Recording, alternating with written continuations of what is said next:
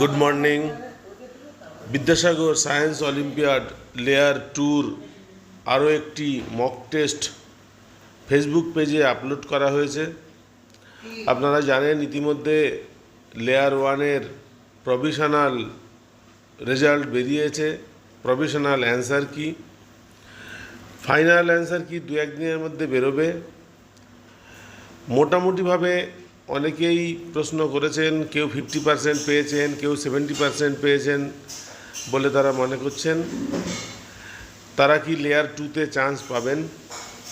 এই প্রশ্নের উত্তরে বলা যায়, যেহেতু লেয়ার ওয়ান থেকে লেয়ার টুতে উঠবে প্রত্যেকটা স্কুলের সবথেকে সেরা ছাত্রছাত্রীগুলো, সুতরাং 50% 70%-এ লেয়ার টুতে চান্স পাওয়া মুশকিল। যারা 90% 85%-এর উপরে পেয়েছেন, মোটামুটিভাবে বলা যায় তারাই চান্স পেতে পারেন।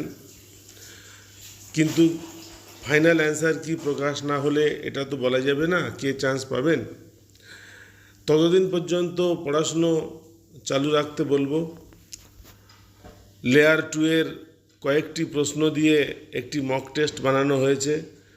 প্রশ্নগুলোর উত্তর লিখে সাবমিট করলেই সঠিক উত্তরটা কি, ভুল হলে কোথায় ভুল হয়েছে সেগুলো জানা যাবে। সমস্ত স্টুডেন্ট যারা লেয়ার টু পরীক্ষা দেবে বিদ্যাসাগর সায়েন্স অলিম্পিয়াড 2025-এর, তাদেরকে এই মক টেস্টটি অবশ্যই দেখতে বলবো। আজকের আপডেট এই পর্যন্ত। পরের ভিডিওতে অন্য কোনো বিষয় নিয়ে আলোচনা হবে। ভিডিও দেখার জন্য সকলকে ধন্যবাদ।